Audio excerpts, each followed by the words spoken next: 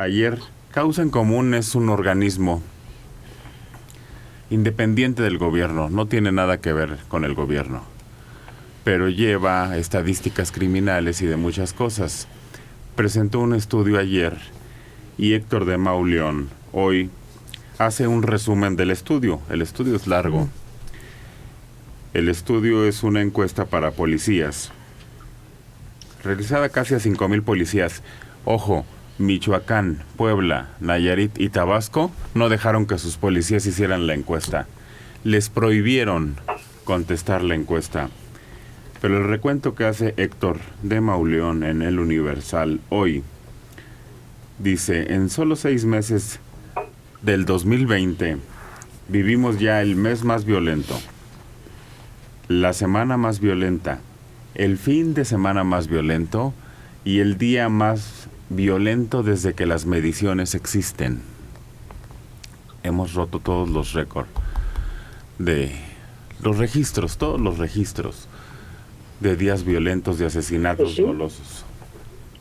Pues sí, y además no hay ningún indicio que señale que eso esté entrando en algún tipo de control. Son los días más violentos hasta este mes, pero seguramente el mes siguiente habrá unos más violentos. Se va a poner peor, Mario.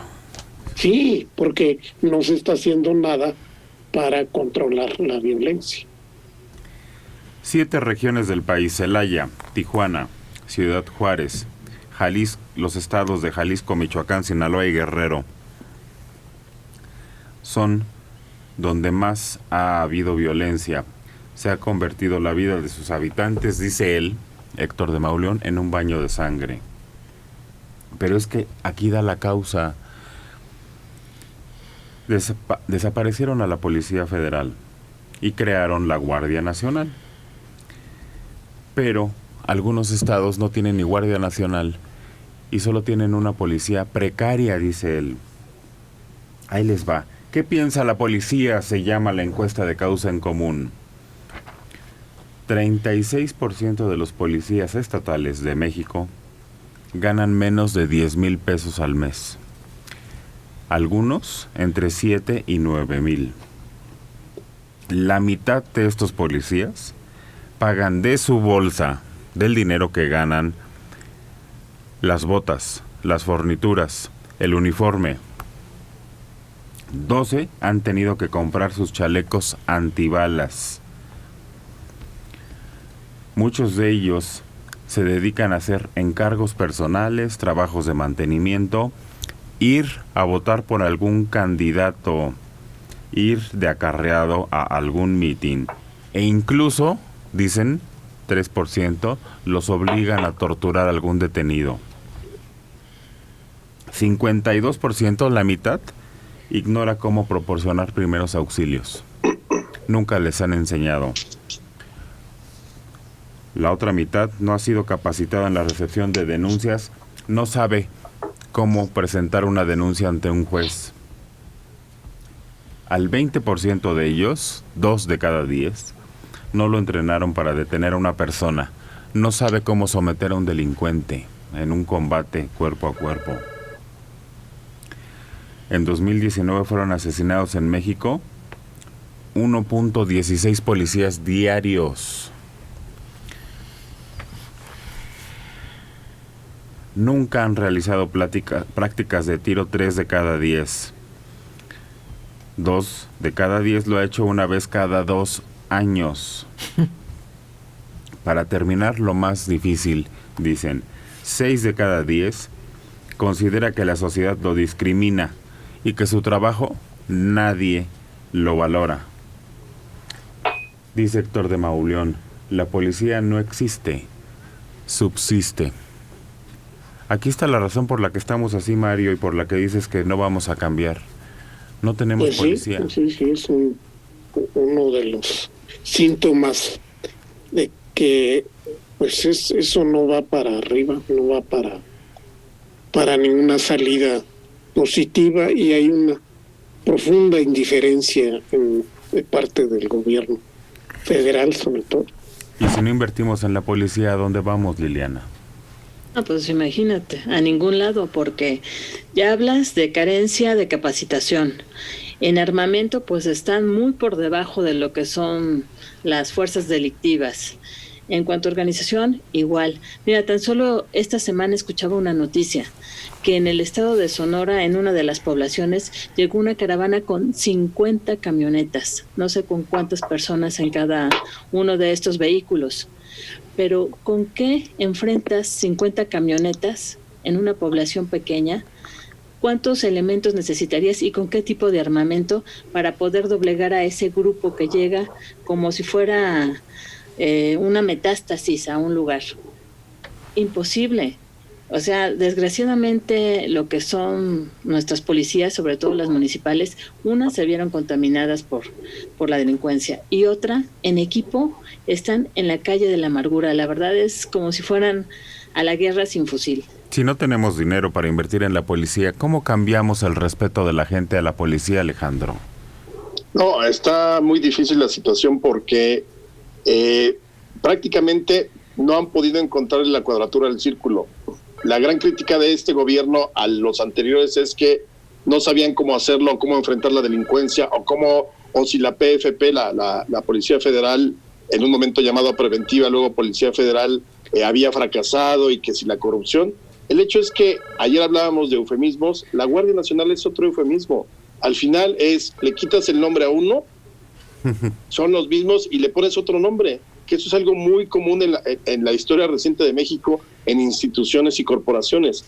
Pero realmente lo que impresiona es que después de tanto tiempo de este gobierno que aspiró a llegar, realmente no tuviera una idea muy clara de cómo combatir de una manera distinta al crimen organizado o de cómo organizar la seguridad pública a través, ya fuera de una Guardia Nacional, ya fuera a través de una Policía Federal, pero prácticamente estamos en el mismo lugar de hace 10 años. E incluso se van aumentando los índices de criminalidad, de asesinatos, de homicidio doloso, de secuestros, de levantamientos. Yo no sé quién está operando o si tienen alguna idea clara de cómo enfrentar esto una vez que termine la pandemia, porque al menos durante la pandemia vamos de mal en peor. Pero ¿en qué momento perdió todo el valor que tenían las fuerzas policíacas? Porque yo recuerdo, y creo yo que fue en el 68 cuando se deterioró la imagen que teníamos de todos esos hombres, en aquella época puros hombres, que se encargaban del cuidado y la vigilancia, por lo menos aquí en la Ciudad de México. Y después del 68 me da la impresión que empezó a decaer el respeto que teníamos hacia ellos, el respeto que tenían las propias autoridades hacia los elementos policíacos, y de ahí se deterioró hasta llegar al punto donde estamos el día de hoy, en que al policía que está cuidando en la esquina pasan y le dicen de majaderías los automovilistas. No lo creo, Mario. Yo todavía en los 70, en los 80, los motopatrulleros eran muy respetables. Eran un escuadrón muy así respetable. es, los motociclistas eran muy bien vistos y o sea, había gente, casos de heroicidad muy notables. Ahora, pero es distinta la situación de la Ciudad de México a la de las pequeñas poblaciones en todo el mundo. Las policías municipales sí están en un problema muy fuerte de falta de recursos, que es lo que se enumeró en esta encuesta. Y yo lo atribuyo a una visión que tiene la autoridad máxima en el país de que la gente es buena. Eso es veneno, porque la gente en su totalidad no es buena. Hay una proporción muy elevada de maleantes, delincuentes, que tienen que ser llevados ante la justicia. La gente se vuelve buena cuando hay elementos para que se hagan responsables de sus actos. No es cierto que la gente en su totalidad sea buena. simplemente por pertenecer a la clase campesina o ser pobre. Ser pobre no representa ningún mérito para nadie y es uno de los mayores impulsos para entrar en la delincuencia. Entonces, de ahí parte para mí el principal problema de que tiene sobre todo las policías en las pequeñas localidades. Pasó un gato. Sí. Cosme. Sí estamos viendo cómo a Alejandro Rosas le pasan una cola de gato por la cara. Barba. No, yo coincido exactamente con Mario. Esto es de instituciones, esto es de corporaciones, esto es de aplicación de la ley y del Estado de Derecho. El asunto de recomendar que uno se porte bien o a las mamás que les digan a sus hijos que no delincan, que vayan por el camino del bien, qué bueno que se haga, claro, evidentemente siempre será bueno ese consejo, pero para que un Estado funcione es necesario la aplicación de la ley, el respeto a las instituciones y justicia sin reo no es justicia. Entonces le pueden hacer lo que quieran en el discurso, una cartilla moral, una constitución moral, lo que sea, eso no va a funcionar. ¿Por qué? Porque hay demasiados intereses económicos y materiales dentro del crimen organizado. Las policías municipales, yo creo que en la gran mayoría del país están totalmente infiltradas, porque evidentemente si te pagan 3,000 y de ahí tienes tú que pagar tu chaleco, tus balas y tus botas, pues claro que te vas al crimen organizado porque te da 10,000 pesos por hacer un trabajo, por ser halcón, por quizá participar en un levantamiento. Pues simplemente es cuestión de supervivencia. Y ninguno de los estados, también hay que decirlo, ha hecho su trabajo de ir construyendo sus propias policías, pero es un hecho. Esta situación no se va a solucionar con abrazos, se necesita, y tampoco balazos necesariamente, se necesita el brazo de la justicia, de la ley y el respeto a las instituciones. Liliana.